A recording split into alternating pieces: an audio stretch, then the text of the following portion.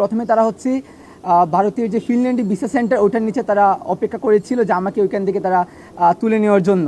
এবং ফর্চুনেটলি আমি এখান থেকে 30 সেকেন্ড বা 1 মিনিটের জন্য আমি এখান থেকে আমার কিছু করতে পারি নাই। এবং তার পরবর্তী সময় আমি যখন হোটেলে আসি, হোটেলে যে সিচুয়েশনটা ক্রিয়েট করা হয়েছিল, দেখেন আমি হোটেলের মধ্যে আমি অবস্থান করছি এবং বাহিরে বিভিন্ন টিম ওয়েট করছে, আমার দরজাতে ধাক্কানো হচ্ছে, আমাকে কোনো ধরনের কথা বলা হচ্ছে না, ননস্টপ অ্যালার্মিং বেল দেওয়া হচ্ছে। আমি দেখতে পাচ্ছি যে আমার রুমে কেউ, আমি যখন বাইরে ছিলাম কেউ আমার রুমে প্রবেশ করেছে। এটা খুবই ক্লিয়ার যে এটার সাথে হোটেল ম্যানেজমেন্টও জড়িত ছিল।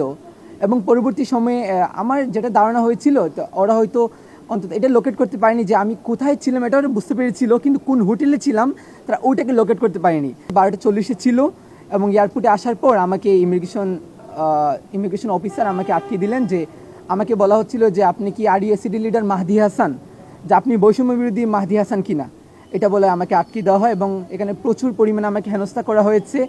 আমাকে খুনি থেকে শুরু করে বিভিন্ন ধরনের ব্লেম, ইনফ্যাক্ট বলা হচ্ছিল আমরা নাকি বাংলাদেশে সনাতন ধর্মাবলম্বীদেরকে আমরা নাকি গণহত্যা করছি, আরও বিভিন্ন ধরনের বিভ্রান্তিকর তথ্য। তারপর হচ্ছে বাংলাদেশ হাইকমিশন থেকে, বাংলাদেশ সরকার থেকে যেন আমাকে বিশেষ সহযোগিতা করেছেন। তারপর আমি এখান থেকে আলহামদুলিল্লাহ